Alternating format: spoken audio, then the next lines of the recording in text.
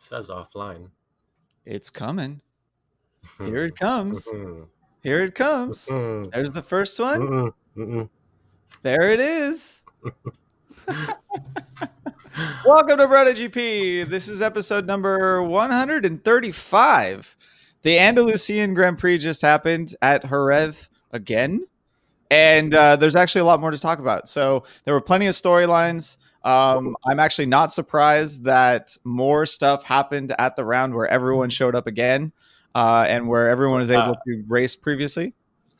Yeah, Kev, you got a look on your face there. What is that? What? I'm sorry, what? Distracting me. All right, I don't have an intro video because that just doesn't happen anymore. So let's dig right into our first topic. Just real quick. We'll do one topic and then we'll get to this amazing banner behind me. Okay.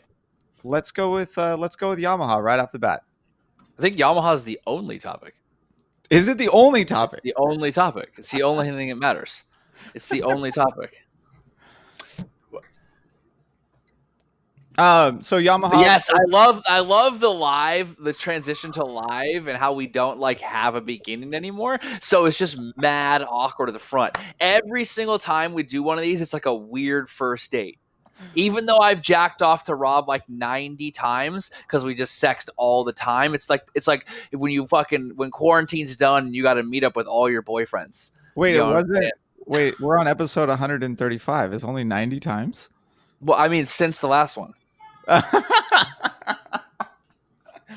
Yeah, I mean, the problem is that I hit the go live button and it takes like 10 seconds before stuff comes through. Oh, title of Rob's sex tape.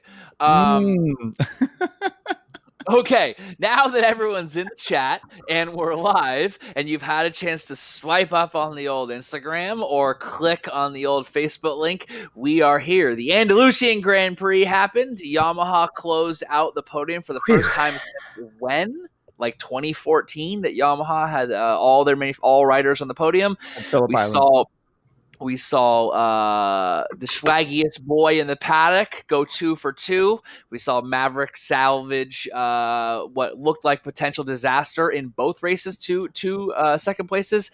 And we saw the return of the great one himself, Valentino, which we will discuss at length because we are all men in our 30s. Everyone is already wondering. Everyone is already wondering if Dennis is Johnny Ray in the bottom left-hand corner. And they said no, you're not, because you're not whining about everything. That's because I haven't started talking yet. That's why. I haven't had any of this rum into my system. So you wait. You wait. Yeah, so let's start with Fabio. First of all, I didn't notice until this weekend that he refrosted the tips of his hair. Mm-hmm. That's what you got to do, son. Frosted tips are back and Valentino Rossi is on the podium. It's straight up 2001. Why was there no NSYNC playing in the background? Come on. Yeah, because Backstreet Boys is better than NSYNC. Kill yourself. I don't know about that one. What? That just makes it go very. I mean, NSYNC had quite a bit more I feel like there was more longevity there, especially with JT. There weren't frosted tips in NSYNC. Those idiots just dyed their whole head gnarly blonde hydrogen peroxide. At least AJ, the bad boy from the fucking boy bands with all the weird shitty tats, because in 2000, no one really knew what was happening with tats. He had the frosted tips. He had the line drawn on chin strap beard. That's what I'm talking about. People are saying that the Fabio shirt has powers. Yes, it does. And now every rider will be begging for BrotoGP to release the next fabulous shirt starring them. Ooh, that's a good idea. I mean, I've got the old school Rossi one on at the moment, and it seemed to have worked. We need a Maverick and Fabio Goose Wingman Top Gun team going on, Right. It's a good idea. Volleyball at the beach. That's an even better idea. Didn't they play volleyball together, or was Fabio not in GP when they did that segment? I don't think they did that segment. Oh no, that segment existed. I'll pull it up for you after this. So, but I mean, obviously, the main talking point when it comes to that is that Fabio led from pole, basically scored pole position, and then led and did the most. Like, I mean, even Jorge Lorenzo was posting pretty funny pictures about it. Like, have you ever seen Lorenzo and Fabio in the same place at the same time? Right, like, that was the most Lorenzo-esque race we've seen. Basically since Lorenzo was able to do the classic Lorenzo. I know Dennis was freaking out about it. Like, look at this. It's just like he was so metronomic. He ran a perfect race, and I think everyone knew this was going to be a race full of mistakes. Everyone knew that it was insanely hot. The tires weren't going to last. Everyone knew that this was, going to be an injury, a race of attrition, injuries galore between a lot of different riders. And yet Fabio literally, and we saw lots of mistakes. People crashing out, running wide. We saw Maverick make a ton of mistakes throughout the beginning part of the race before some of the other mistakes of riders caught up to them, and he was able to even, salvage a second. But Fabio was mistake free. He rode a perfect race. Like, there's his time span, when he looked at his lap charts, it was amazing what he was able to put, to string together, considering the conditions that everyone else obviously was having such a hard time dealing with. I mean, Maverick set the tone early, right? Passing Fabio, but being unable to hold the line and pull it back through. And that just, to me, that was like, damn, his front tire is that hot already that he's not able to bring it around that corner. Yeah, there was like no confidence on that hard front. I mean, you could visibly see that there was no confidence tipping in until he finished the braking throughout the whole race. Yeah. And we'll get to him and Rossi's battle later, because it was an interesting dichotomy between the two of them.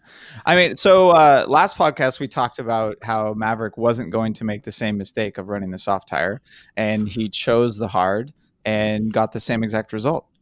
Right. It's kind of, the track was ridiculously hot. NorCal Thunder Hill hot, or Chuckwalla in the summer hot, if you're in California. And, right, yeah, exactly. Actually, funny to bring that up, though, and Jorge Lorenzo, right? Fabio was able to accomplish the Jorge race in a time in which Jorge Lorenzo would have been completely incapable, because it not under the exact conditions. Yeah, right. But yeah, no, the mistakes started early, and I started cringing. Like, when I saw that for Maverick and saw Fabio getting away, I'm like, this one is going to be bad. It's going to get bad real fast. I had that feeling before the race even started. When they start showing the feed and they show the graphics, the moment that I saw 138 degrees track temperature, I was like, oh my God. And this is the second weekend in a row. After the race, I texted you guys. I just said that race was brutal. I mean, that's really all I could describe it. And I legitimately, not even midway through the race, I started feeling guilty watching this. I mean, we've heard superlatives about how these guys are like gladiators on the track, but at some point I'm like, you want mercy. You know what I mean? Like, that's just crazy. The conditions of the track. I don't know if I've ever done a track day out of 138 degrees of the temperature of the track. Maybe. I have, but not at the level that these guys are doing it for as long as they're doing it. And I know exactly how difficult it is to ride around those conditions. You pop out of the tuck and you just feel like a hot blow dryer, right at you throughout the whole time. Yeah, it's hotter in the wind than it is. Exactly. It's just crazy. So, I mean, I legitimately felt bad enjoying this race at the comfort of my couch, knowing these guys are just being torn apart. Yeah, I mean, I didn't feel bad because, again, we know this. For me, I was kind of interested. I'm ready to see how many times have these guys done laps around this track, right? How many laps do all these guys have around Jerez? How many? Thousands. Right, easily. But always at the same times.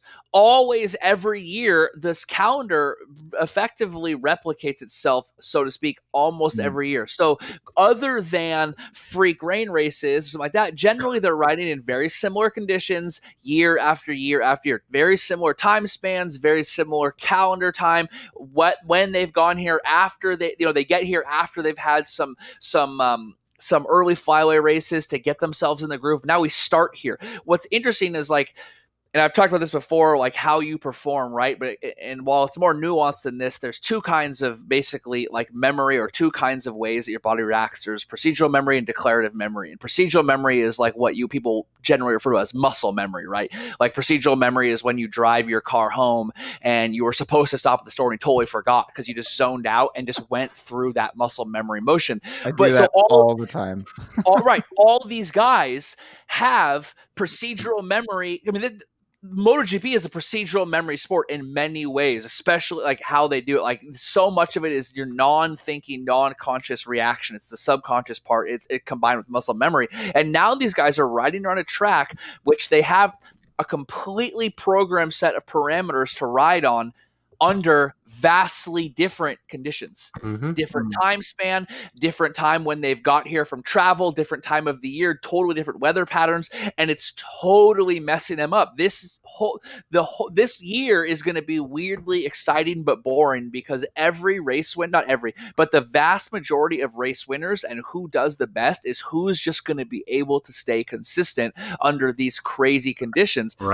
Right? These guys know how to ride around Jerez, like obviously better than anyone in the world could even fathom. Yet they're making constant mistakes because their whole background knowledge of how to ride this track is under totally different circumstances. And it's not to say that they don't know how to ride, in suffering conditions, like Sepang, but that's later on in the season, not like in the first two rounds, like back to back. So it's just whatever. When you go to Phillip Island, it's going to be crazy wind. You're going to have some wind issues. Right. When you go to a variety of tracks, when you go to Le Mans, there's a chance of it raining or being wet and cold are high. Right? So, and those are the kinds of lap practice they have. But yet at Jerez, they have totally different. So the way they're used to riding this track that they've been grown up riding. I mean, how many laps does Fabio have around Jerez, right? Like the idea that he could do this. How many laps does Jack Miller have around? Thousands. And they brought up, of course, in the post-race press conference that Fabio raced in the Spanish National Championship before even getting into Moto3, right? Right. So it's not just in the premier class or in the lower classes, right? It's in because so much of the motorcycle racing world funneled through the Spanish National Championship. It's there too. When they were little, the second they were on like I wonder if pre-Moto3 bikes actually race around Jerez at all, because it is kind of a tighter track, or if they go to other ones. But what's interesting too is Fabio, right? I made a joke right after he won that like sacrificing 20 minutes of FP1 was totally worth it, right? Like we said this last episode about how these guys don't have, you got to rest, but what did he have? He's got practice on loading his nervous system. He's got practice on being stressed on a bike with electronics, right? These guys have the spec bikes they were allowed to ride were low, and Fabio and who was the other guy that got it? But anyways, he got a little bit of a penalty for doing that, but it's paid off. It is absolutely, in my opinion, connected to that. Like the ability, I mean, obviously he's a beast. He's clearly fast. We saw it all last season, and we saw it the moment in Moto2 he got on a bike that was good. We saw it, he podiumed a shitload of times last year. He's got 2 wins in a row with 2 pole positions, and first cat to get 4 pole positions in a row since Lorenzo. Right? He's got 4 pole positions now. 2 of last year and 2 this year. Exactly. Yet, like you saw exactly, he made not just the least mistakes. He made no mistakes in a race where everyone made mistakes. Even engineers are making mistakes. I mean, this race was this whole, you can see, like, I hate to go on and on about this, but you can see how discombobulated a lot of these guys are by dumb mistakes that have been made in round 1, even down to a dumb mistake like Maverick getting on the wrong bike this round. He got off his bike during practice and got on Valentino's bike. Oh, are you serious? I didn't know that. Yes, it's on video. And he's like, oh, God. The guy's like, yo, what are you doing? And he's like, and he goes back to his other bike. He literally walks to the wrong side of the garage and gets on the wrong bike. We saw post-Moto2 race, the greatest blunder that there will ever be. Yeah, the handlebar. So good that you can't even talk shit about it. Like, so good. You can't even, like, you just but apparently something else happened at the podium ceremony in Moto2 that just kind of continued on to the mistake story of the weekend. I care to elaborate. I think Rob can do that. All right. I only heard about it in the post-race press conference. I didn't see it. But Rossi's the guy that Rossi had on the podium, I forget his name. Bezzecchi, I think. Yes, there you go. He hit the champagne bottle like on the ground out of celebration to make it go and pop off, and he cut his hand and now has like 23 stitches down the middle of his hand. 25 stitches. Amazing. We're gonna get to. What's interesting was if you happen to have been in a motorcycle accident that required 25 plus stitches and you thought it was of no fault of your own, and in fact someone else, some other dastardly person was liable for said 25 stitches, do I have the website for you? You would should such a dastardly situation take place, go to Writer's Law. That's Writer's Law with the Z.com. You would talk to Cy or Lawyer Rob or anyone you got a hold of while Dennis incredibly loudly gets the ice in his rum. And you would hit them up because it would be especially good should said 25 stitches happen in California, because Writer's Law is your California accident injury motorcycle lawyers. And check out other states as well. Wait, what was that, Dennis? Passion orange guava. Passion orange guava and rum. Yeah. I don't know. It's not Hawaiian drink. I don't know if Writer's Law approves of that, but you're not driving or riding, so it's okay. No. Writer's Law categorically does not endorse riding under the influence. But if you are clean and sober on your way home from church to the orphanage to take care of the sick and dying kids from cholera and you are hit by someone who is drinking and riding under the influence, you would call Writer's Law with a Z. WritersLaw.com. They're going to take care of you. Cy and Lawyer Rob, amazing lawyers. They will be on your side in the courtroom and get you whole again. Please give them a call. Obviously, they support our podcast. They support Moto America racers and some club racers in California as well. They love the sport. They love everything that we do here. Please give them a call if you need their help. Way to go, Kev. I was just trying to break into it before we moved on, but that was brilliant. Is the Writer's Law logo a rotary engine? I mean, it's a gear. I think it might be now. There's a shadow of a rotary piston. That's do you think he was involved in the Kennedy assassination? Well, I do now. Yes, Writer's Law with a Z.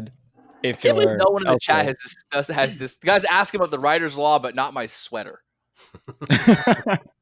I might have missed it already. Actually, someone brought up earlier that Fabio didn't make any mistakes because he wasn't pressured. And I agree. But he still managed to finish something like 4.5 seconds ahead of the other racers. And it was hot as balls out there. I don't know if I agree that he wasn't pressured so much more that he just kept his composure even when he was. I mean, Mav didn't hide the fact that he was trying to pass him as soon as he could at the beginning of the race. But, I mean, did that faze him? Not really. He just waited for the other guy to make a mistake and then kept doing his thing and just kept riding. So, not pressured? I don't know. Maybe just not fazed by it. That's all. They weren't able to pressure him. Yeah. If I was Rossi, if I had to pick between being Rossi or Fabio in the heat and in those conditions, I would rather be Rossi because I feel like the battle and the pressure of Mav behind him would be a distraction from the baking heat, from the fact that your feet and your hands are burning, from the fact that you're now completely dehydrated and you're losing electrolytes and your nervous system is thinking about shutting down because you're too goddamn hot. That's an interesting point because I would have chose Fabio myself. Like being out there on my own in the clean air, knowing that I have, because even he mentioned that at one point he actually looked behind him and realized, oh my God, I can't believe how much a gap I made to the guy in second place. So I don't know. I guess for me, I would have chosen to be in Fabio's position. I mean, that's why I picked Rossi instead of Mav, because Rossi was also in clean air the majority of the time, whereas Mav was struggling with, he even said it, that he was struggling with front tire temp and fell back a little bit in an attempt to cool himself down and the tire down. Wait a minute. People can send money? Like, am I supposed to take a shirt off or something? Like, what is going on? What's the protocol here? Eric Mark Arele, let you and your wife know that this sweater is a cat full of Christmas lights because if COVID has taught us anything, is it's still March 17th. It's just the 73rd March 17th. Time is an illusion. It's a total construct. And if I want to celebrate Christmas in the end of July, I can do that. You're an adult. You can celebrate Christmas whenever you want. I'm an adult. Just so you know, I'm going to wear this Christmas cat shirt. And when this is done, I'm going to go have an apple pie for dinner. And I'm not even joking. Because I'm a goddamn adult and I'm a goddamn American. And if I want to have apple pie for dinner, that is my choice as an American. That is my choice as a grown man. Yes, Dennis. I have enabled these things called super chats. Steve Kurtz Jr. Steve is the first at everything. He's one of the first to show up to the chats. He was the first one so that the pandemic that we don't actually name got named after him. And now he's the first to send us a super chat. This is great. Thank you, Steve Kurtz Jr. You're amazing. Wow. Okay. Steve, he said thanks for entertaining us. Yeah. So I mean, this is not like our day jobs or anything here, but if you guys can I go on a strange rant for a second? I wasn't gonna do it, but this kind of popped it up, and I want to cover it. Go ahead. You never enjoy my asked for drink. Go ahead, Kevin. Okay, and so earlier this week, certain riders were injured, and I'm not going to get into a big thing because Rob said no one cares about COVID hypocrisy, but that's besides the point. One of the things I brought up was that like multiple riders went to the hospital and broke the apparent COVID protocol for GP, which I was later informed isn't actually the protocol, that there's a separate protocol, that it was emailed to certain people, that it's classified, and that it can change. Which is crazy. And every time I brought up, yo, what's the deal with this? Like, and I was not accusing anyone of a conspiracy, because if it's the point in COVID where you're taking COVID seriously and you're the conspiracy theorist, the world is fucking crazy, right? I'm not saying this is pandemic, anti-vaxxer, Fauci, drinks the satanic blood of babies and shit. Like, I'm just saying, yo, like you guys said, people have to self-isolate after a test, and there's pretty valid scientific reasons why, namely that a COVID test done within the first 24 hours of exposure has, according to Johns Hopkins Medical, a 100% chance of a false negative, meaning you cannot do it. And you have a 67% chance of a false negative on day 2. In fact, the entire reason for the 5-day protocol is because it doesn't stabilize to be reliable until the 5th day. By the way, guys, 8th day from when you think exposure is going to be, according to Johns Hopkins Medical, the most accurate day for a test. That being said, I'm not getting on all this, but people blocked me. People said I was a conspiracy theorist, and I brought up like weird things like, why is the Clinica Mobile like have sponsors? Like, why does Alpine Stars sponsor them? Why does Repsol, like, why are like sponsors of teams and bikes also sponsoring the medical commission? It's very odd. Anyways, one of the things that was nice was like, this isn't our day job. Like, Rob has a job. Dennis has a job. I have a job. But we're not beholden to sponsors. I wanted to actually write a post for the fact that like y'all should thank Riders Law for reals, because they basically cover our operating costs for years now, and they've never told us what to say, what to do. They've never questioned us or anything like that. Like, we are as objective as we feel we can be. There is literally no conflict of interest whatsoever between us. Riders Law has a lot to do with that, which is also why you don't see me doing like giant exposés on like the seedy underground of Riders Law, but we don't do this for money. Like, we don't ask anyone for money. We could have turned this podcast. We don't have like a bajillion fans, but we've got enough fans that we could have easily turned this podcast into having hell of sponsors before, sponsors in the middle. We could have turned it into a big giant commercial. It could have been really easy to like not be the weirdly critical at times guys that we are, especially when we get really going. And a lot of it is because like you guys, right? You guys buy the shirts when we make them. Like, we have some guy the other day told me, he's like, you guys should start a Patreon. And I'm like, I don't know, man. If we start a Patreon, then Rob's like obligated. Now it's his job. What if we don't feel like recording? What if we don't feel like we have good enough topic? What if we, we become beholden? So like right now when we record and we talk and we do stuff, it's purely like our actual opinion or what we want to talk about or what we want to do. And we're not beholden to anyone or anything. So, like, if you guys are down with that and you want to keep it going, I know the super chats thing or whatever, like, I would rather be, like, listener supported all day long than being like, hey man, Stuck Nuts is the best fucking, bullet lubricator out there, and also Suomi helmets are the best, and like, Repsol's so perfect, it's the best oil, and you can't critique anyone about anything that they do. Suomi helmets are the best. Come on. They don't fit. I don't know what you're talking about. You have a weird head. Suomi helmet saved my life. Straight up, saved my life. Oh, you were Suomi? Nice. Oh, I was wearing a Suomi when I got knocked off my bike, hit the ground, and the bike went up and hit me in the back of the head. I am fully alive because of Swamis. Like that no wasn't question. That wasn't the testicle accident. Oh no, that was a dirt bike. Oh, okay. All right. Just double checking there. Anyway, just on the rant thing, guys. All I'm saying is like, we ain't beholden to shit, David, at all. Like, David B. Sullivan said, "Kev going on a strange rant?" Exclamation. Yeah, question. Yeah, exactly. Right. Yeah. It was just something that came up because it was all over. Like the big story was riders coming back after injury and certain people doing this, certain people doing that. I'm like, yo, this whole thing is a crazy branding exercise. Like this whole sport, there's a lot of conflict of interest here. There's a lot of weird stuff going on. I'm not saying there's a conspiracy, because the big conspiracy is that like their own rules are simply suggestions, which is fine if you own up to it and you say that's what it is. But to like never question it, never address it, like not one person in the media said, like, what are your COVID protocols? And I was like asking people, and they're like, oh, it's confidential. I'm like, well, I mean, what? What? Don't bite the hand that feeds, right?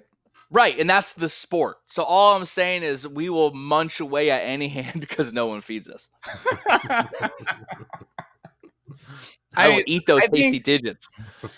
I kind of needed to temper my opinion on any of those things because we're in America and we're straight up like the royal we are worse off and idiots about this entire situation, right? So I mean, we can't cast a stone, is what you're saying. Yeah, and like I see on Reddit or something that New Zealand like had a fucking rugby game with all the spectators, and because the whole country has COVID-free.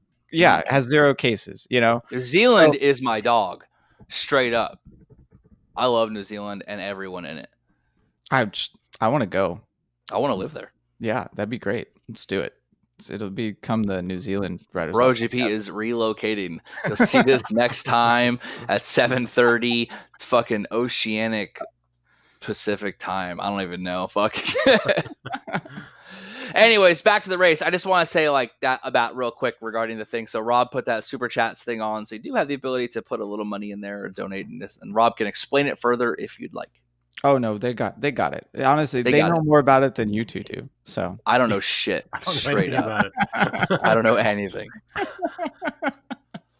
Let's actually, before we get to Rossi more, let's jump over to the injured riders, because I actually really respect Cal and Alex Rins for their performance. Like, just I mean, what they were able to accomplish. Like, sure, Cal came back in, and I guess it looked like that they were moving the handlebar or doing something with that. But to get a screw in your scaphoid and then to go race a motorcycle, and Alex Rins, right, soft tissue damage to the shoulder and a bone damage as well. It's ridiculous to me. It's pretty gnarly. I mean, I'm a little conflicted at how hard they push like riders to come back and how much they cover it and push it, and I worry about certain things. Especially if I get older, I get like more conservative about that kind of stuff. Like, fuck, man, you're gonna be walking around like a fucking limpy gimpy when you're older, because that's what me and Dennis do. We walk around with our bike injuries, but like, and they do the like Kevin Schwantz and not Rainey, but the other racers that have been injured, right? They do seem to do that. They walk around, and it's like, wow, the second you stopped racing, like it was like the American presidency. You got really old really quick. Right. You got really old and demented and fat and weirdly colored and have really strong grooming issues and are clearly suffering from frontotemporal dementia. Not that one. All the other ones. All the ones. But I mean, it's commendable on one hand. Cal came in and I was laughing at myself. I'm like, they're going to tell him to get right back out there, because like you just got to finish the race. You just got to go quick enough not to get black flagged, and you are going to get points. You know what I mean? Like, it's pretty gnarly, but being like super mad and grumpy about shit is like Cal's default position. So I don't feel like it was really. I feel like he was in his zone. You know what I mean? Oh, so because you expected it from him, so slightly less commendable. Yeah, I mean, no, it's commendable, but I wasn't surprised because like okay. being fucking annoyed and upset is what he does. That's true. He was in all the interviews with him. He was just but he was like low key salty, Cal. Like not. He was pissed off. He was obviously in pain. Like it seemed like. I mean, he even said that the anesthesia kind of made him sick. Got to him. Like God, I couldn't. Cal is every dad. He doesn't really want to go to work. Something's fucking bugging him. Like, right? Something's fucking bugging him. He doesn't want to go to work, but he also doesn't want to not, right? Cal is classic dad. He kind of wants to suffer for the family. Like, he gets his identity from it a little bit. Like, that's a dad condition. You know what I mean? Like, he gets back, oh, fuck, he swings his, in his letters, he was like, ugh. Okay, I think he even said in one of his quotes, I gotta feed the family, so I'm back. Right. You know what? Yeah. If Cal had just said like, why, hey man, why are you riding with a broken fucking skateboard? You got to pin your hand. He's like, hey man, kids got to eat. That's fucking legit. That's real. You know what I mean? That's real. That's what you got to do. That's and he provides a good living for his fucking family, his wife and kids doing that. And sometimes you got to do what you got to do. It was the most dad ass thing I'd seen all weekend, except for anything Dennis. This is my second consecutive appearance because I got kids to feed. You know what I mean? Yeah, right. Exactly. Dennis needs that YouTube money. That super chat better come in handy. Yeah. Right. I can't tell. Have you seen how expensive private tutors are? You think if you think Dennis's kids are going back to school, y'all are nuts. Straight up tutors and straight up after school programs. That shit ain't cheap, son. Mm-hmm. I can't tell if that was a dig or a compliment, Kev, against Cal. It was kind of both. I'm serious. It's just dads being real, yo. Oh, which one? He's just being real. Okay, all right. The whole dad status just being like a grumpy a-hole who's got some fucking physical ailment that's nagging him that the doctors didn't take serious. He probably didn't take it serious either. They probably just told him to take like 20 Advil and get back on there. You know what I mean? And he's just like, fuck, I guess I gotta do it. And then Cal got home and fucking plopped down on the couch, unbuttoned his pants, did a full-on Al Bundy from all the way up here. He zeroed that bad boy back in, shunk, right in, and with a beer, and it was just like, and he was happy with himself. He would have to switch hands though, because that was the one that he did the left. Never mind. Eric wants us to bite the hand that feeds. Absolutely. What? For a super chat, for another super chat. Yeah, exactly. Oh yeah, he wants to pay us to bite the hand that feeds, or did he super chat us? Because if Eric wants us to bite the hand that feeds, and he super chat us, hey, fuck you, Eric. I hope fuck you and your grandma. Can people retract their donations after they donate at Super Chat? If you donate to console you, I will do it. And David B. Sullivan wants to know more about the testicle injury. I feel like we'll go find the episode, because I swear you actually did talk about that entire story. Maybe like 30 episodes ago. Oh my God, longer than that, I think. Was it longer than that? It was before it the 100? Actually, if you want to be serious, it was a testicle and a urethra injury. Thank you very much. I don't want to minimize. Don't minimize my suffering. Yeah, no. No, anyways, I totally suffering. Meanwhile, Rins, multiple Rins had a pretty gnarly injury. The fact that he could get back on that bike and perform that well makes me think riding a MotoGP bike's probably not that hard.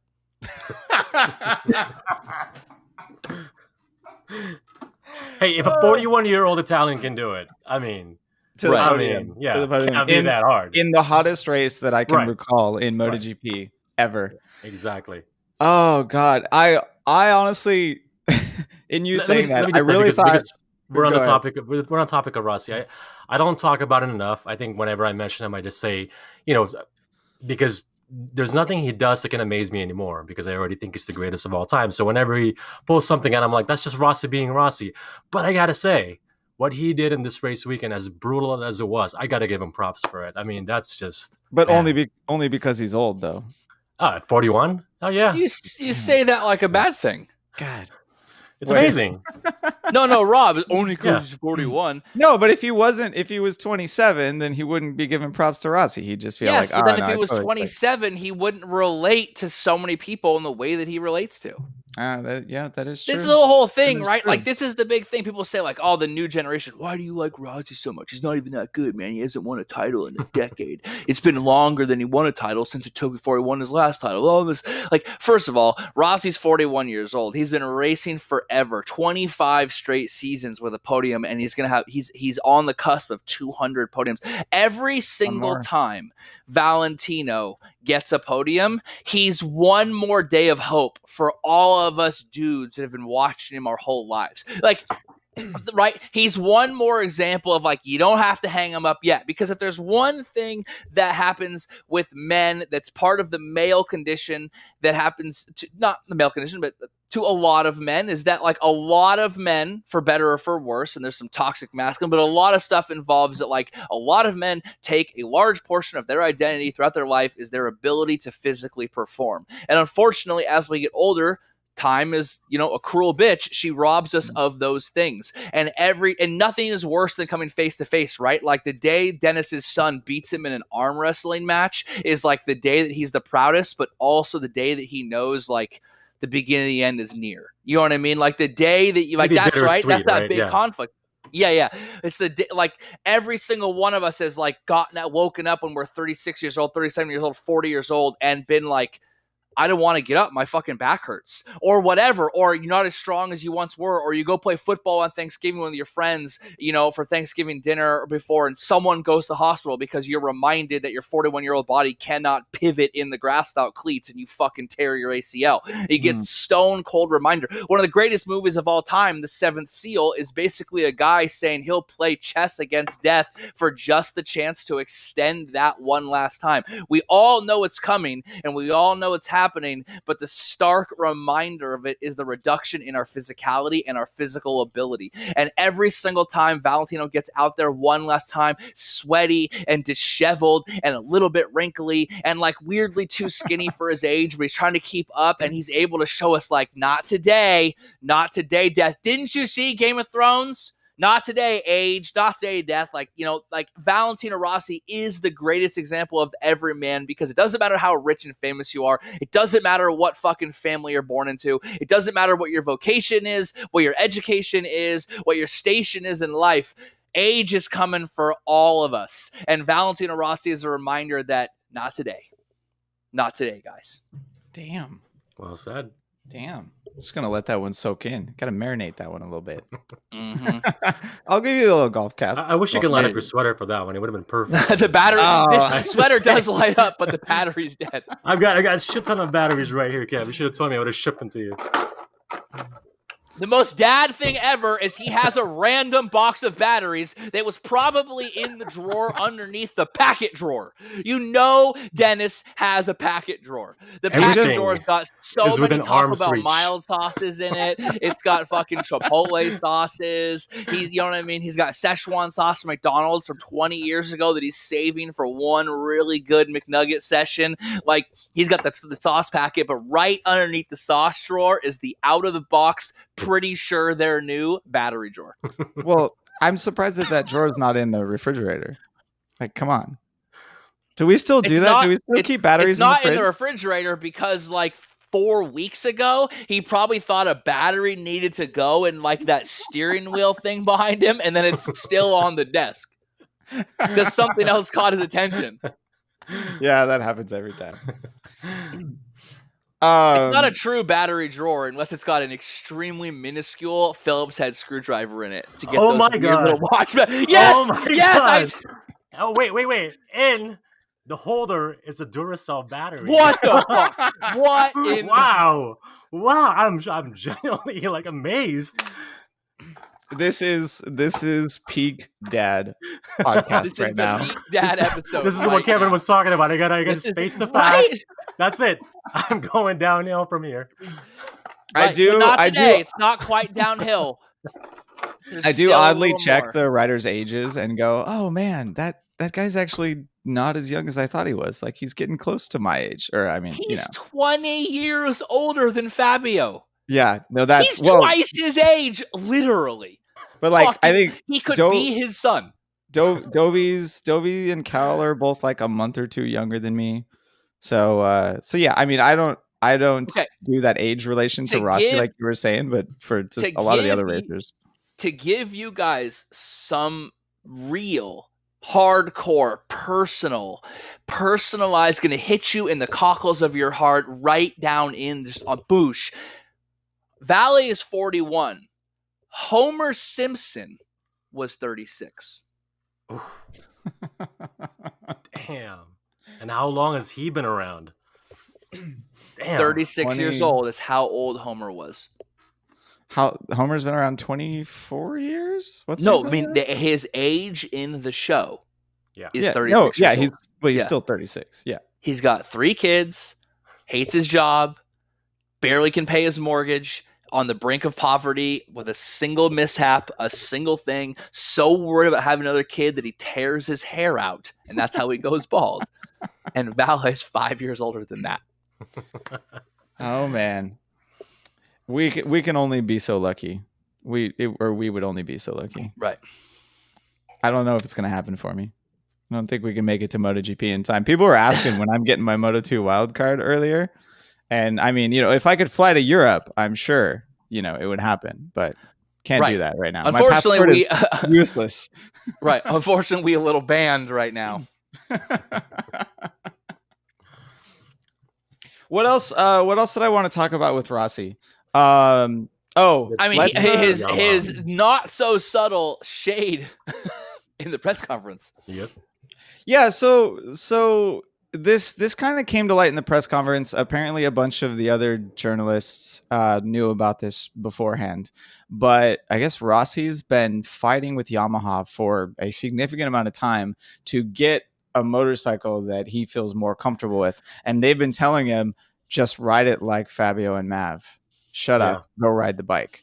And I guess finally now him and his crew chief in recent times, I'm not sure after the last round race because it's only been a week, but has finally convinced the Japanese engineers to put in some effort on the things that he specifically wants. And that's actually what he said a lot of this results came from. He said from the third lap of the entire weekend, he felt significantly more comfortable and was able to ride the bike like he wanted. And it showed. Like even in first practice, I think the announcer said he went faster in first practice than he did the entire first weekend. So someone is putting in the effort, but I like that Rossi is Rossi and made sure to call them out on it. Remind him that he's Rossi and what he means to Yamaha, right?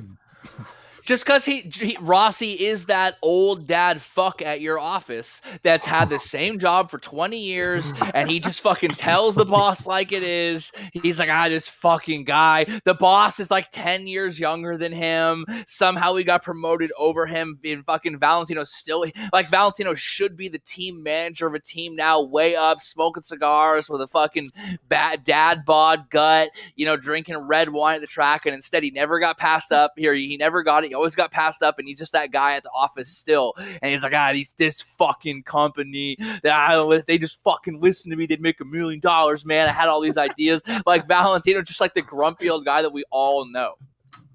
Yeah, and I mean, it obviously helped that he got what he needed from them. I don't know if it was electronics or hard parts or anything, but he backed it up with that podium. So there it is. Right? Unzipped his pants and slapped it on the table with that podium. Whoa, it's getting sexy up in here.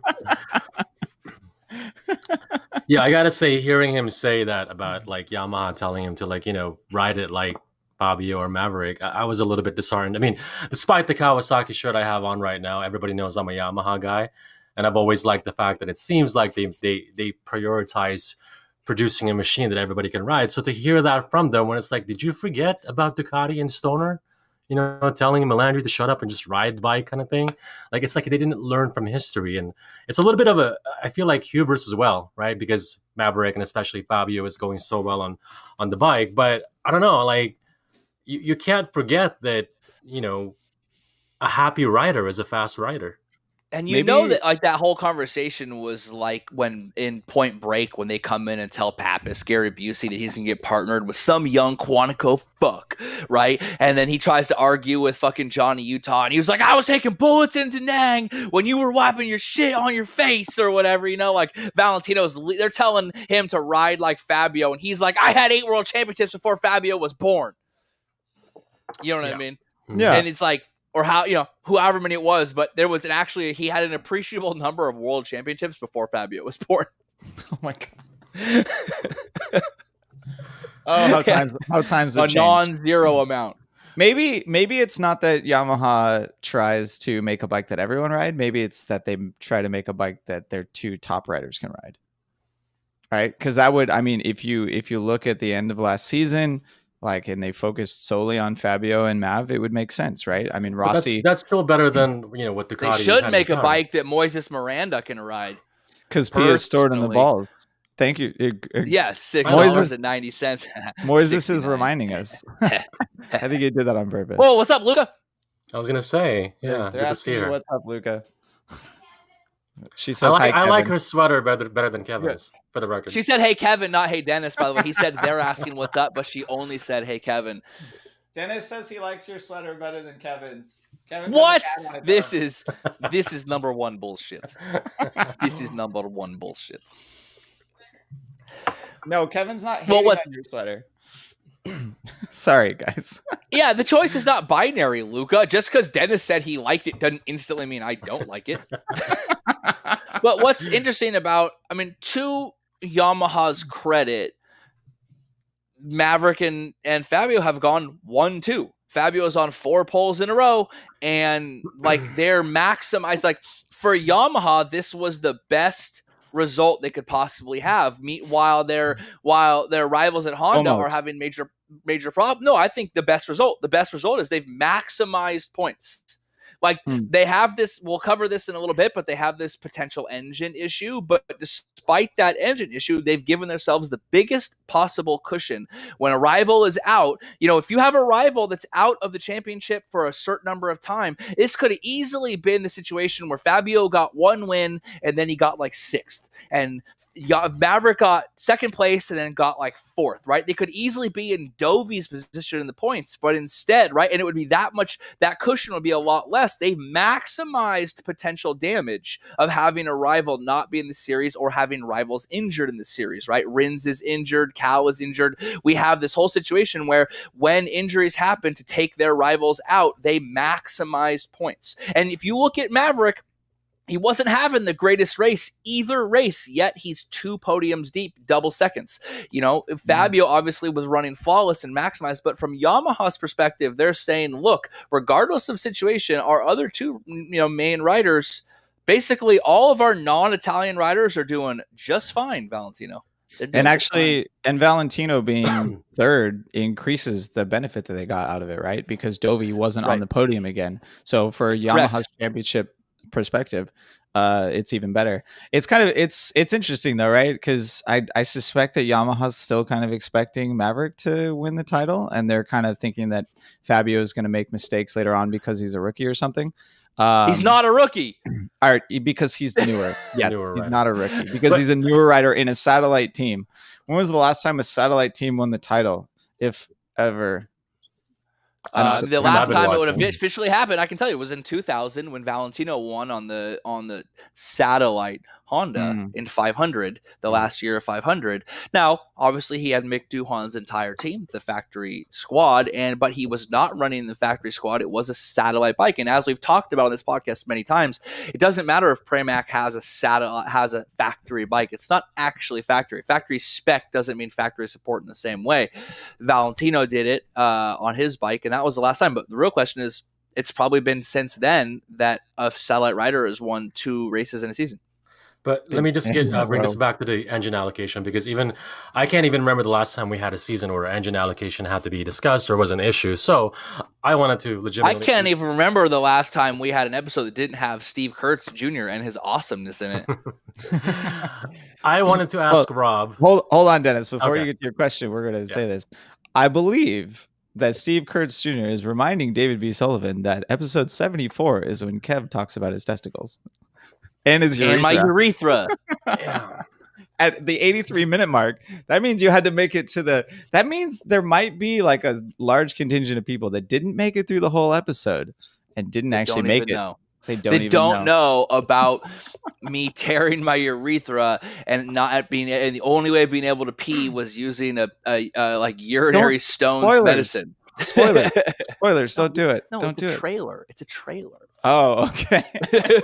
You got to do it in that guy's voice, which apparently that guy, the trailer guy, like he passed away recently. That's why we don't hear his voice anymore. Either way, 3 moving summers on. ago, Thank you. BrotoGP released an episode that would have a story so horrifying, so unbelievable that their own member, Robert Pierce, wouldn't allow it to be referenced ever again.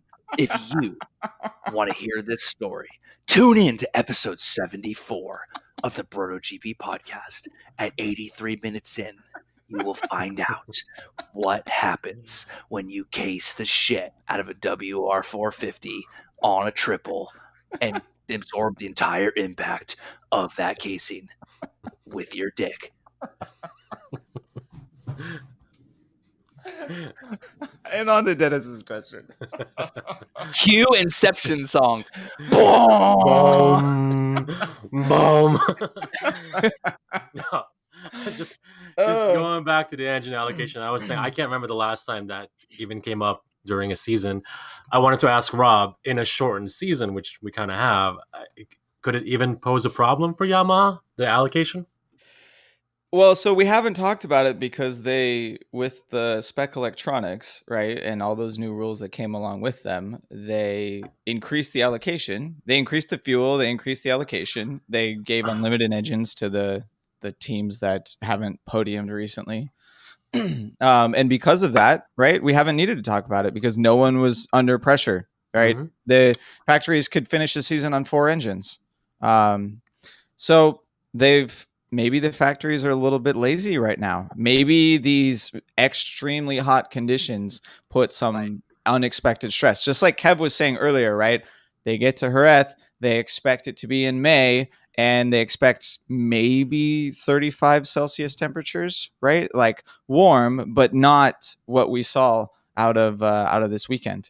So yeah, I'm a little worried because we're talking about how Yamaha is setting themselves up for an amazing title attempt there, and they've got this thing nagging behind them. So I'm less worried for that for a couple of reasons. One, Ryan Ringstad brings up in the chat that the only reason Mav didn't get 4th is because 2 engines blew up. So just keep in mind, Yamaha is not the only one that just had a random engine explosion. It's 2 races in. And Ducati just had their bike randomly shoot smoke out and then nuke itself. So they're not the only ones that are theoretically having this problem. Yes, it's a problem, but I don't think they're going to be the only ones. Going to say, like I said, the same thing Rob was bringing up, and it goes back to my point. Oh, this is a team sport, and a lot of this is going to other things, including how the engineers were expecting these engines to handle. We have engine freezes, but none of these engine freezes and developmental cycles they were basing on a COVID reality season. But one of the things that COVID reality brings up for me is, yes, they have a potential engine issue, but I am personally expecting at least a round to be canceled. So we'll lose one more. Yes, I think more than one personally, but I do think when we already saw the UK instituted a 14-day quarantine on everyone coming from Spain to the UK, and there's like 17 races in Spain this year, we have a problem. So, and you saw what happened with the Marlins, right, in MLB and Major League Baseball. Yes, it's America, and America's not handling the COVID surge nearly as well as some other places. That's for sure. There's no questioning that. But the Marlins straight canceled their season opener because of this, because they had so many people. The Minnesota Vikings head of COVID transmission, tracing, got COVID today. Ooh, the guy whose job it was to figure out who had it got it, right? But so we go from 11 down to 10, and I mean, if this was a couple of years ago, I would say 10 races they need 3 engines. Right. And the other thing is we have rivals that we know are injured and rivals that aren't racing or missing races or not able to do races. You can absolutely tactically figure out what's the health of your rivals, what's the best track to take an engine if you're going to do it, what's the shortest round. Don't forget, Valentino was the last one to actually do this. He took an engine with Ducati back in 2011, and one of the reasons they chose that track was like, if we're going to do it now, we do it this one because the pit lane realities of how short pit lane is and how it comes onto the track. So there's going to be some tactics. I've said this a million times, not just about the track or the series, but about life in general. The people who accept COVID and COVID realities and try to attempt to thrive within it instead of forcing what we used to view as normality is who was going to thrive. And so people are asking about more engine specifics in the chat here. Essentially, there are a couple of things. There are a couple of things. Engines are sealed in such a way that you can't remove most things off the engine. Like, I'm pretty sure you can't even remove the valve cover to do like a valve adjustment. There was a little while ago, I think it was Suzuki years ago, that they accidentally designed the engine such that there was one maintenance thing that they needed to do consistently, and they accidentally put it underneath one of the sealed covers, and they were screwed. Yeah, exactly. Right? Yeah, shit out of luck. So they redesigned, and now that cover is. They put it outside of a sealed cover, and now they can actually do that maintenance. But so the other thing about these engine issues, right?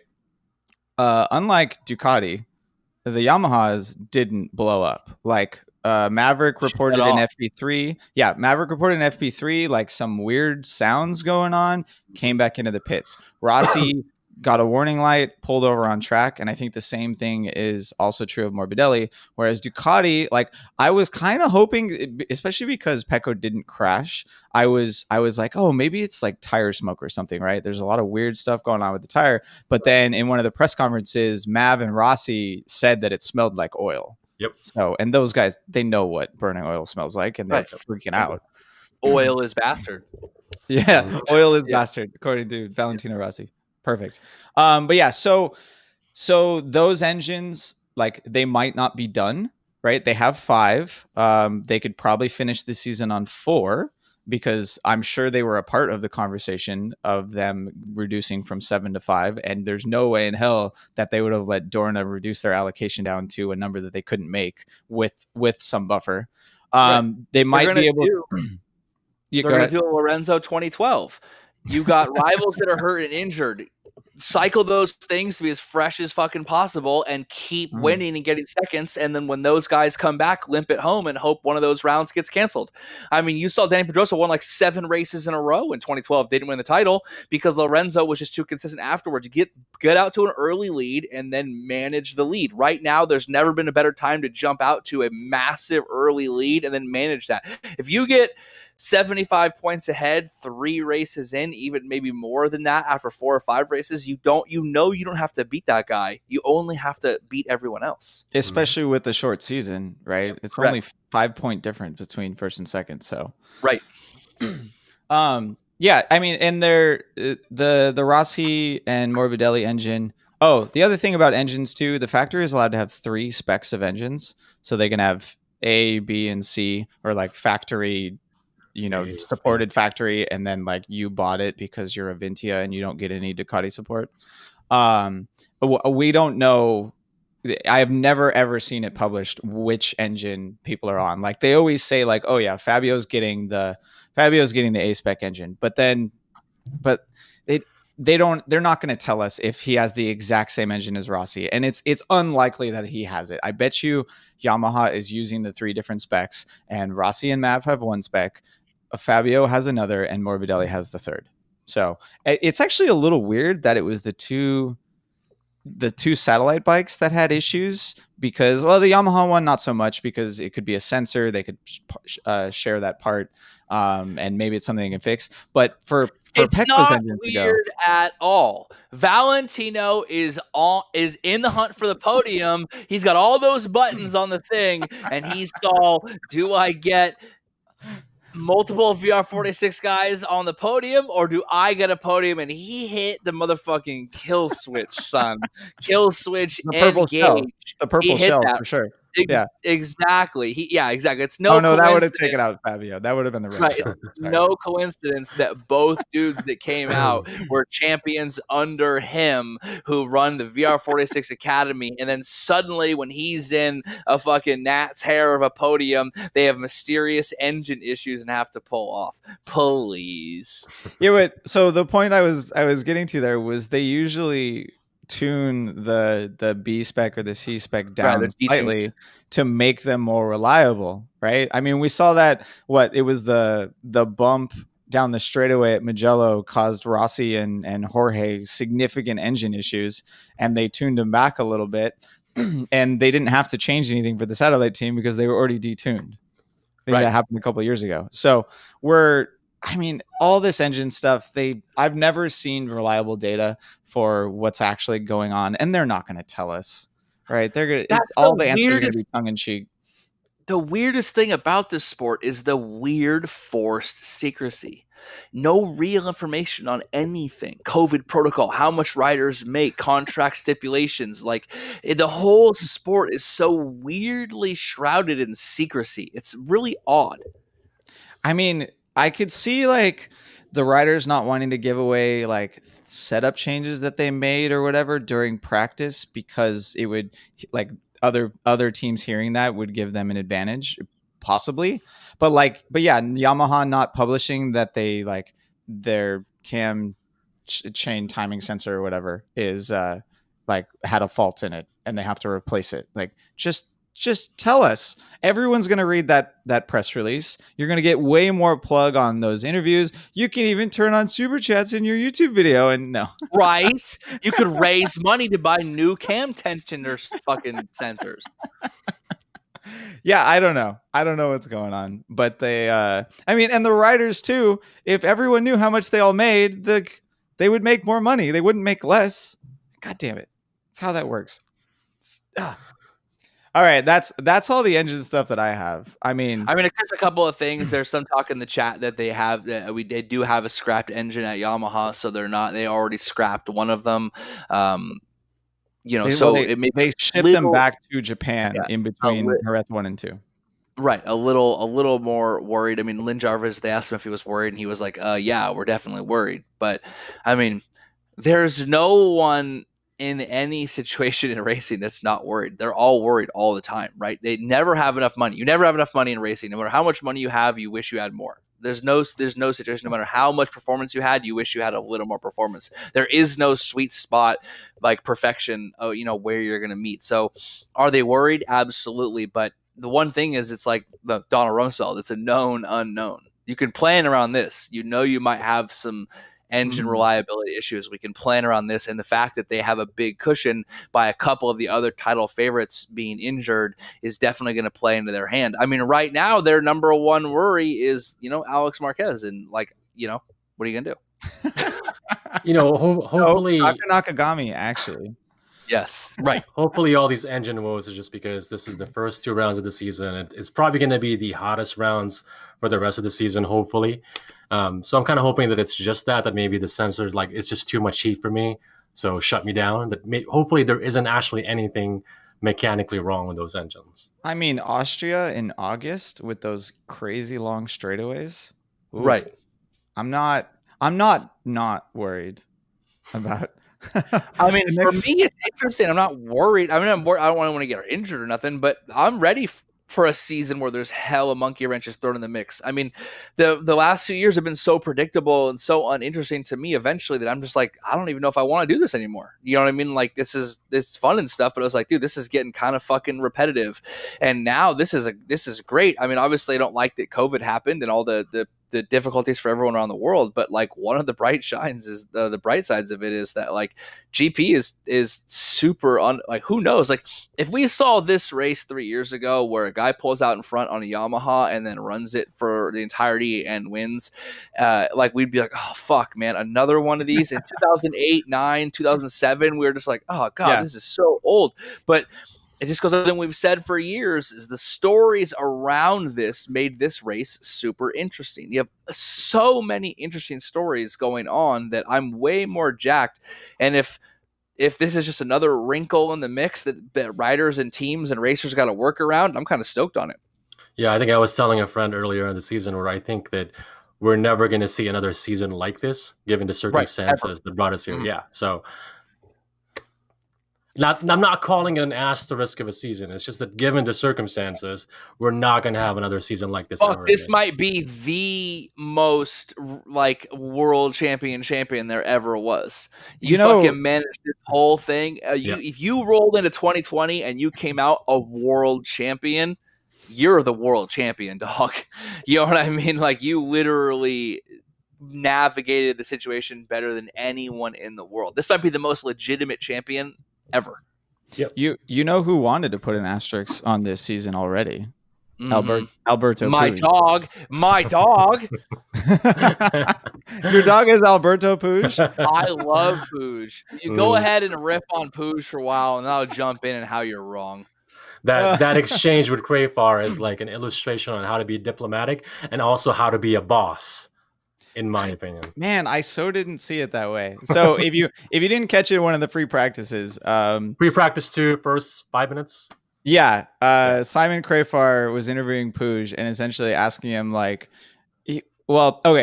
Dennis, do you remember the exact question that he asked? Because I only remember what I remember what I wanted him to ask. Well, that's why I said it. Crayfar was the poster boy of being diplomatic. He was asking away like, "Are you going to do something about the fact that Honda only built a bike only one person can ride?"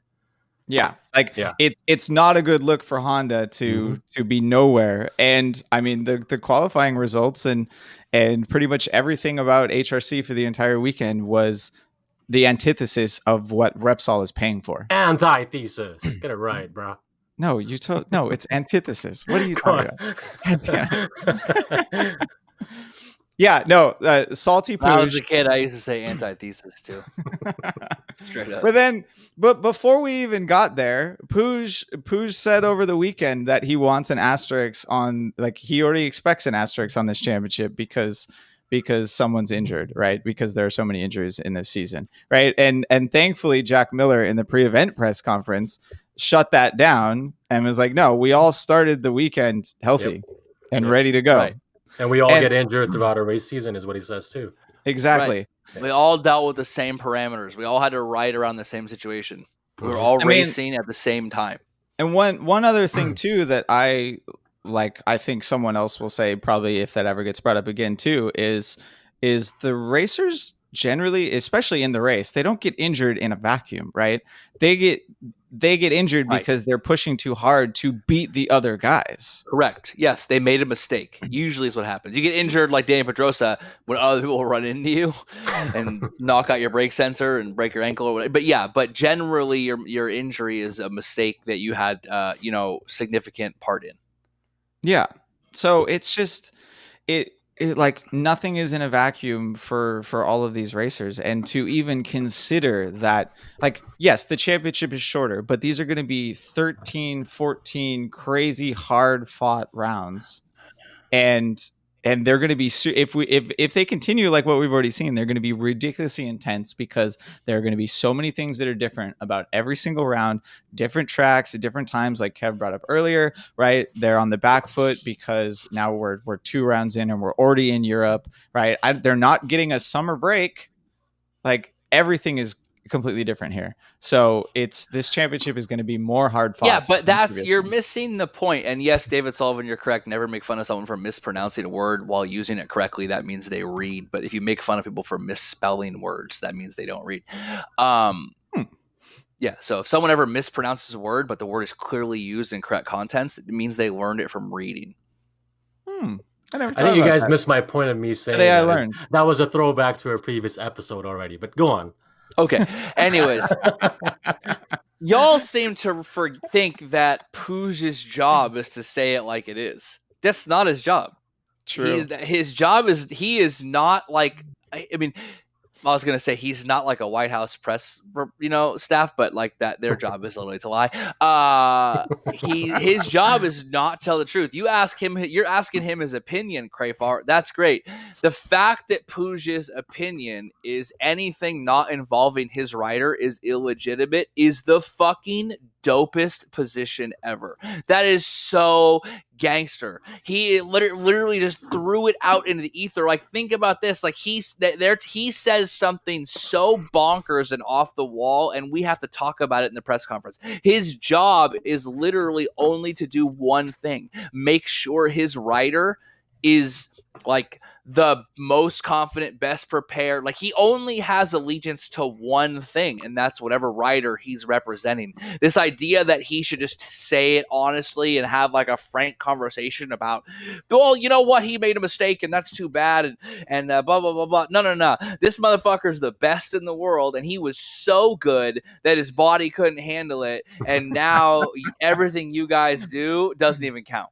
It was the That's best. so awesome. That's his job. It's just like if like a good coach, a good team manager, you never see like anyone like a good coach, right, in boxing always says like, oh, I didn't prepare him right, or a good, you know, like you never put the blame on the athlete.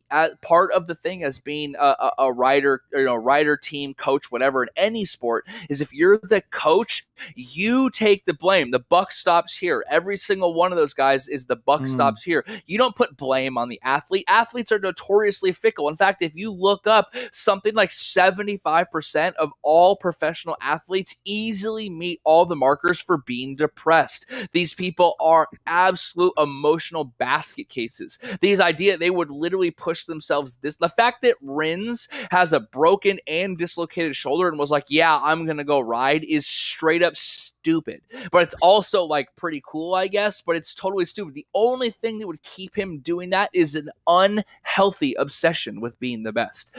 So you don't have to let Puig's job is not to fucking make sure that Rob and Kevin hear the story straight and that Dennis thinks he's right on about stuff. Puig's job is to do one thing: make sure his athlete feels fucking invincible and nothing is a problem. That's his only job. And it's and that he does it is rad. And I think it's great. Personally, he owes no allegiance to anyone in the paddock. And him and Simon Crafar were sparring, and later Simon was like, hey man, you know, at the dinner table we're normal dudes, but you know, we got mutual respect, but when we're, you know, professionals, we got to do our jobs. But Simon Crafar's job is to get the story, and Puig's job is to fucking make sure the story is told in the way he wants it told. And Simon lost that round. Definitely.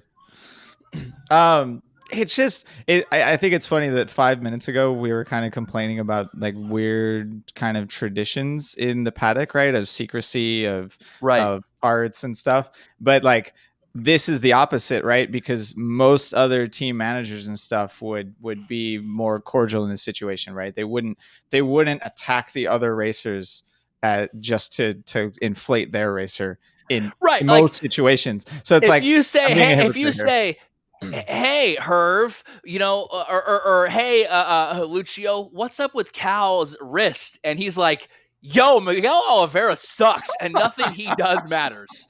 You know what I mean? Like, that's not the response we expect. If they roll up to Lynn Jarvis and they're like, hey, Valentino's getting pretty old, and he's like, yo, Bradley Smith is so ugly. Like, they go, like, he went straight with the whataboutism. He's like, yo, what happened to your rider who's injured? He's like, what about a championship that's meaningless? I actually think it's cool. God damn it. It's so, he defies our expectations because he's Alberto Puig, and the proof is in the pudding for him as far as finding the best talent in the world to put on a motorcycle. It's hard to argue against his success, right? Yeah, I should find that photo where it's like Danny Pedrosa and Leon Camier and Casey Stoner, and they're all like lined up with Puig like in the background. And actually, no, they were little kids at the time. That's too much. It was too far. Okay, but stay number in Qatar. Yeah. Hey, by the way, speaking of little kids lined up building hotels and working in them for you, have you guys ever heard about Qatar? Oh no. All right. I mean, it's been like an hour and 15. Do we have any other topics? I think we got them what's all, racing right? this weekend at Jerez. Ooh. Yes. Superbike's coming back. Oh Round my 2. god, it's gonna be hot. Is Actually, it's gonna be hilarious if it's perfect conditions, like air temp 27 and oh my god. No, I forgot. Moto America, I think they're in Atlanta this weekend as well.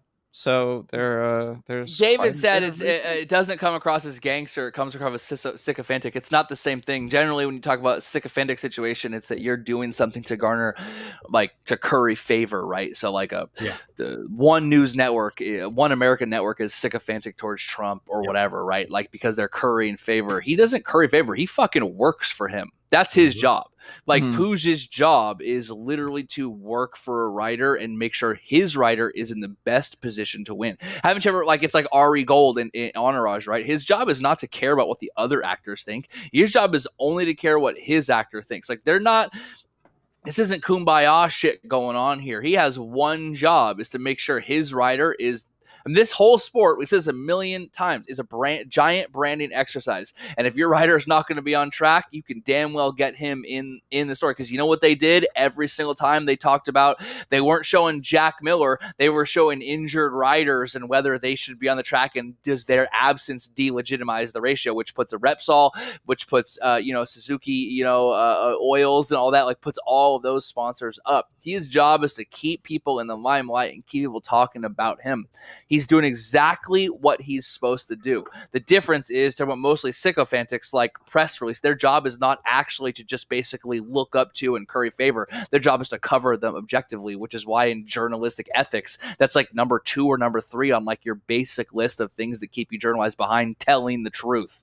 Right, which is like the assumption that you're doing. You're telling the truth, and you're coming from a place of objectivity. We know that Puig is not objective. He is not coming from a place of objectivity, nor should he be. He is paid by the same people to do the same thing his riders are doing. Pump the sponsors. Keep that manufacturer in the limelight. Keep those teams in the limelight. And if his rider can't be winning races, if his riders can't be winning championships, he's going to do what he's going to do. It ain't pretty and it's ugly, but Alberto Puig has brought us a hell of a lot of things, of riders that we commonly refer to as aliens. Damn. Yeah, the motorcycle racing as a whole will be far different without him having that skill set and doing what he does. So right. Who cares if he's a dick? So what? He's a dick. So what? There's a lot of people, dicks and fucking bitches, get shit done. You know what I mean? In business. Right, exactly. All right, anyone. No, I'm going to approve this comment, but I'm not going to say it. Any questions out there? Post them in the chat right now, and let's talk a little bit about Superbike. So, I mean, well, hold on. Ryan has a good point that comes up before we get to Superbike, which is why do they even have replacement and test riders if they're just going to run out broken riders like Alex Rins and Cal in that condition? You're telling me that Brattle would have done a worse job than Cal. That's a really good point. One of the problems is obviously riders with personal sponsors probably have, results clauses, have coverage clauses, and all that. Again, we don't know the realities of their things, but Cal's a dad. I guarantee you, Cal makes more money on the track, riding around with a broken scaphoid, pulling in, getting out, and limping it home to a couple of points than not being there at all. Same thing with Rins. A lot of these performance clauses, for sure. Yes, I mean, sure. A lot of this comes. I mean, hey, man, money makes the world go around. Because if there's one true axiom in the world, is that you have to increase your dough flow because you can't bake without any dough. I mean, I wonder. Is it branding exercise again, right? Cal racing injured probably does more for the brand than bringing in Stefan Brattle. But because test riders are like, oh, they filled the grid. Cool. Right. Some people like them, obviously, the nationalities and the hardcore fans and stuff. But if more people like the test rider than the actual rider, then the test rider. Yeah, and the test rider wouldn't be the test rider then. They would be the actual contracted rider. So, yeah, it's definitely an interesting position. But the other thing too, it was only 1 week in between. There are travel and quarantine restrictions in place and testing. So is Stefan Brattle in the bubble? Yeah. You know what I mean? The teams are obligated, like contractually obligated to Dorna to replace riders after a certain amount of time. So like if someone was taking, I don't remember, but like 4 weeks off, like no, you have to have a replacement rider because Right, you've you known pay 4 for that weeks in grid advance. slot. You have to have someone on the grid like that. To be a world championship, they have to have a certain number of people on the grid. For the prestige wise, and you have Yep. to supply a rider. It's a good point about COVID. Who knows where Stefan Bradl was? Who knows where Guintoli was? If they could even get into Spain, if they were in a position where they could, or contractual obligations. I mean, the shortened season is going to do these kind of things. No space between. One of the things back to the COVID restrictions is that anyone before a round is self-isolating for 5 days before the round. Was Bradl or Guintoli in a position to self-isolate for 5 days? I don't know. I mean, I have no idea. They could have been, but I don't know. But there's more factors into it. Would it have been better to see a rider who's actually hungry for a result actually go out there versus someone who's clearly just trying to limp it home and get some points? It's a story in its own right, but the longer I watch the series, like I said, I do like how limping at home in this case though was a bag full of points. Like I mean, really, it was what it was, right? I was having the thought earlier in the weekend that like, oh, this is actually a bad time to ride injured because there's so many people because we just got back to this track, right? The top 10 is super competitive. Like when Jorge Lorenzo broke his collarbone and rode to fourth place, right? He didn't have the same competition to race against as was at this round. But then of course the race happened like it did, and people that finished the race got a bag full of points. So my thought of it being a bad idea to race injured was completely unfounded in the end. Let's all right, there was something in the chat that someone brought up, that Asher brought up. Is Binder the next honeypot rider, aka Zarco? Yes. You're calling it already. No, I mean, he's not getting Almost. He's not honeypotting us, but this like Binder jerk off situation is a bit much. I like Binder and I want him to do well. And I mean, I think having a competitive South African in the series is awesome and really good for the series. But he's like kind of looked good in practice. I mean, if Fabio was like on pole how many races into last year, you know what I mean, before he stalled on the grid, like there was signs of brilliance already. Yes, Binder's Moto3 champion. Yes, he did pretty good last year. And the only real reason Alex Marquez is champion is because KTM kind of fucked up at the beginning of the season, and then he just went on a fucking route, but which again shows why Yamaha maybe cycling those engines and just getting them through early on is not the worst idea in the world. But I don't know. Binder's great, but it kind of goes back to like native English speaker, non-Latin. People probably put a bit unrealistic pressures and hopes and amplify how good they think he is. Oh man, people are comparing him to Bradley Smith in the chat. That's rough. In that the English speaking media is hyping him because he's English speaking. No, that's different. Brad Binder was a Moto3 champion, which we've already apparently decided makes you being good in Moto3 qualifies you to be in MotoGP. See, Mir and but he was Moto3 champion and won a fucking grip of races in Moto2. Like Bradley Smith somehow got a 3-year deal with Tech 3 because he got a couple of podiums in the middle of a season. Like that was the weirdest situation. Like Smith never should have been in MotoGP. Binder at least is the cultivated talent from the early Moto3 to the factory team to the factory Moto2. Like Binder clearly should be there. It's not the same as Smith was like stupid unrealistic. Binder at least has some realism that he could potentially be good. So, but it's a bit much on the coverage. But I think Smith was like a joke. The expectations for Brad Binder are like tempered by the KTM and right. And all that extra stuff. So they're looking for those flashes of brilliance, and they don't need to be as bright as they were for other racers on better quality motorcycles. So, I mean, I'm excited to see what happens, but I'm also like, if this continues, like there's no way he's going to make more mistakes just like this. Like the first 3 rounds are getting to him, and it's freaking crazy. We've seen plenty of other riders do this. Like they come in, they have all this pressure on themselves, and they choke hard, and then they finally put it together. We'll give him a couple rounds. I mean, it is exciting. It's another storyline, so I'm not unhappy about that. Even the great Lorenzo had a mistake riddled per season. So Right. Yeah, and he was on a factory team. mm-hmm. Funny story. Who was the third Yamaha on the podium in the Australian GP in 2014 to round it out for Yamaha? Probably Bradley Smith. Yeah. His one and only, right? Right. Isn't it funny that Bradley Smith podiumed on the Yamaha, but Paul Espargaro never did? Paul Espargaro was in front of him in that race and crashed out of the race. Right. That was the race where I lost my bet to Everett, and I got to stop bringing it up because it's been 6 years. Right. Oh, man. I can't believe we just talked that much about Bradley Smith. About Brad's, actually. Brad's about Brad's. That's true. That's true.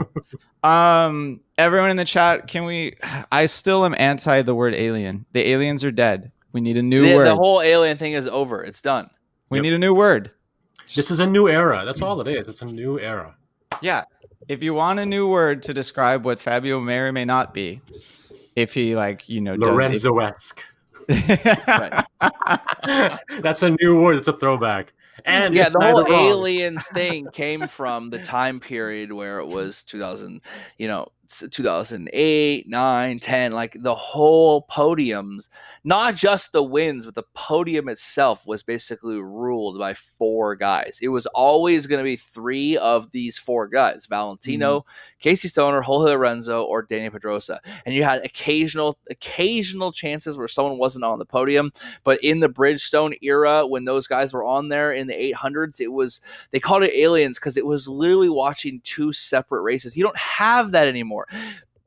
You have the podium is covered with lots of different people over the last years. The whole idea of the aliens, like that time period, is gone. The idea when there was Bridgestones were so had a potential that was so high that really only 4 guys could get that potential, and that meant they monopolized the podium. That's gone. It's done. And to Dorna's credit, they used rules over time, tweaking the rules to get rid of that, but the whole idea of the alien thing is gone. The best word is contender. Is Fabio a contender? That's the original boxing term. This guy, you think I could have been a contender. You know what I mean? If it wasn't for the mafia guy, man, he came told me I had to take a dive or he was gonna break my mom's tums. That's just the word. Is Fabio a contender? Yeah, he is. 2 wins, 4 poles straight, 2 poles this season. Fabio is a contender. What I mean by contender is someone that can fight for wins and look at a championship potential. I'm sure other parts of the media would think we're just being pedantic or something and are not willing to continue to use the alien word. But no, it was so classic, those 4 racers. They won't know because most of them have blocked us. True. Yeah, that happened. Wait, there's a title of Rob Sextape in the chat. I don't think we need a name anymore. It's so tight and competitive right now. Right. That's exactly. a good one. That's a good one. Right. All right, everyone. I think we're good here. Someone light it up with one more question in the chat, and then we're gonna get. Doesn't have to be racing related. If you want me to talk about GoBots, I will talk about GoBots. I mean, someone asked about Honda and World Superbike. I don't know. We'll talk to you about Superbike in a week or 2. That will be the new aliens. The aliens will be the Autobots, and then the rest of the field are the GoBots. Yeah, exactly. But all the bots, they were all aliens.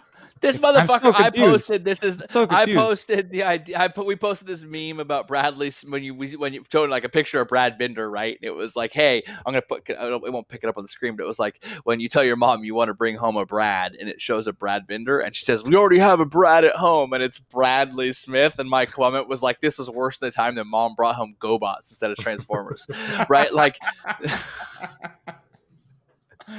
Oh man! Apparently then I posted if your mom bought you GoBots, you were probably adopted, and people got mad about that. Can we ask Kyle to do a walk around of his rig? He might be in the chat. I don't know. I'm sure he's going to do plenty of social media. Kyle Wyman's rig for Moto America looks tits. It's amazing. Right. It's amazing. I saw like a nice like spot on the white stripe where I feel like a good BrotoGP logo would be there, but we don't have enough money for that. Right. Fuck. I mean, we got $6.90 from our fucking boy Moses. I'm texting Kyle right now. Can I get a sticker on your bike for 69 cents? Dang right. 69. Real talk. Another Wyman as guest. Yes, we will do that. Kevin told me to send him the link to this meeting right as we started, and I was either going to pull my hair out and do it, or I wasn't, so I didn't do it. But all right. It's been episode 135. Time for my pie for dinner. Time for Kevin's pie. Check out his cat shirt. Not joking. If you're watching on YouTube, please give this video a like. Hopefully you enjoyed it. Trent Green, Gary, thanks for the that's Canadian $5. Oh fuck Ooh. yeah, eh? Hell yeah. I love that international currency. We can't go in your country either, so we'll have to convert it. Buster is laying. People asking where Buster is. He is fully like asleep in a pile of catnip. In a pile of catnip. I'm gonna break out the catnip next time because the cat show on my end was not as good as last time. Right. I'll work on it. But yeah, thanks for hanging out with us. Like, share, and subscribe, please. If you're on iTunes, Spotify, Google Play, tell your friends. And I apologize for all of the ads in the last video. I will reduce it. Eric, another $2 for apple pie. You're amazing. Dude, I want some pie now. Oh man. I mean, here's the thing. Don't apologize for the ads in the YouTube video, guys. Don't forget, if you drive your car, if you commute, if you take mass transit and you want to just listen, you can listen to us on iTunes, on Spotify, wherever you get audio. You know, you can download it to your phone and listen to it and stream it. So there's any way you want to listen, you can. Chent Garayan. I think I got that. Garayan. Yeah, he's instructing us how to pronounce his last name. That's great. All right, Not everyone. One of you guys in the chat was like, Dennis just has an MV Agusta sitting behind him. They've seen it before. I've been telling my friends about his every time cave. I want it. I want to buy it so There's usually one at the start of the chat just before we go live. All right, everyone. We'll catch you in a week or two. World Superbike, Moto America, even MotoGP at Brno in 2 weeks. Pigeon pie tastes like oil. It's because pigeons are not real. They're robots. Right, that's clearly the lubricant used to move their fucking moving parts and gears and pulleys inside there because they're not real. And 1999 from Ryan Ringstad because Fabio is number 20 and he's winning the ship. That's what you get for Super Chats is like legit predictions on BrotoGP. Yeah. We need Lorenzo to come back and win with a 99 number. Right. That's what we need. You guys are amazing. And we'll catch you later.